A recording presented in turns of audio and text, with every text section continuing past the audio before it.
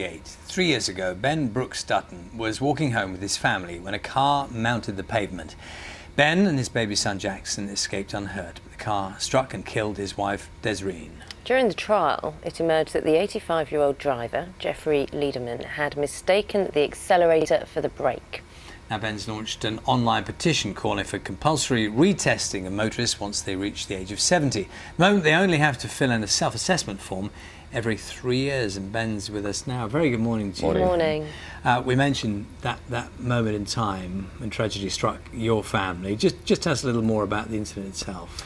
We'd been with friends all day in West Hampstead and West London, and we'd just left their house, and I took Jackson's pushchair, went down the road a little. My wife was a step behind us, and a car came speeding around the corner. I found out later on in court it was doing an average of 54 in a 20 zone. I pushed my son's pushchair into an open gate and propelled myself into that as well. But my wife was struck and killed and died at the scene. And what did you learn about the driver in court? Well, yeah, I mean, it took 2 years to go to trial, but I learned that he'd mistaken the accelerator for the brake. I learned that he couldn't remember much about what happened.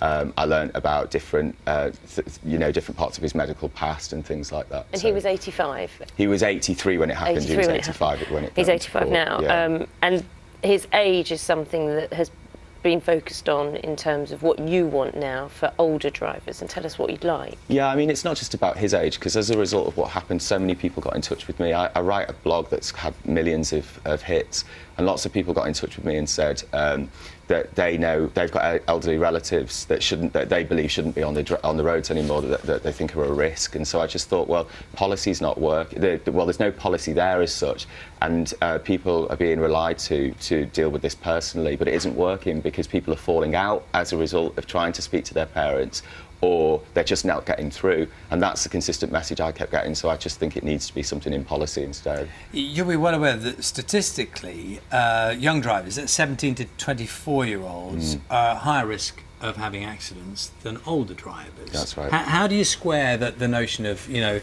clamping down, trying to be tighter on the older drivers, when in fact the figures show that younger drivers are more dangerous? Well, I think the two things are being looked at as well. Actually, the younger drivers are being looked at. There's black boxes being fitted by insurance companies in their car and things like that. The statistics are only a helpful starting place, so they're not the end of the story, because 18 to 24-year-olds are more likely to drive every day and in all conditions, and be reckless as well. But elderly drivers are more likely to take short, familiar journeys in the day and things like that. But also take time out between driving, not necessarily notice the changes that have happened in the road. I tell a story about an old lady that I saw driving on the street that I was brought up on, who was kept driving into the pavement because it had been extended. She just couldn't accept that it had been extended out. She couldn't deal with that change. And it's those sort of cognitive changes that I think need to be looked at. I'm not suggesting the same test be done. I think a new test needs to be developed. Many older people will be watching who are perfectly competent drivers and capable drivers, and perhaps, I mean, Dave has emailed in. We've had lots of comments from our viewers, as you can well imagine, and Dave has said that all drivers should have a retest after 5 years. People seem to forget the highway code once they've passed their test. Plus, doctors should be able to contact the DVLA when they deem a driver unfit to drive, because you also mentioned that you learnt about this person's medical history as well. What do you make of that? So rather than it just be at one end of the scale, Charlie mentioned younger drivers being perceived as more risky, everyone retested. I mean, I'm happy for it all to go to debate. I think everything needs looking at. I think it does. I think I've come out with a clear goal that's set on the standards that are in place at the moment, the fact that you do have to reapply for your driving test every 3 years from 70. So no one's arguing against that as such. I'm just asking for that to be made more strict. And you can actually report someone to the DVLA if you think they're unsafe. Doctors can do that. But the guidelines are very confusing, and people aren't necessarily doing it. And there's so much pressure going on doctors to do this, when there should be more consistent testing in place, in my view.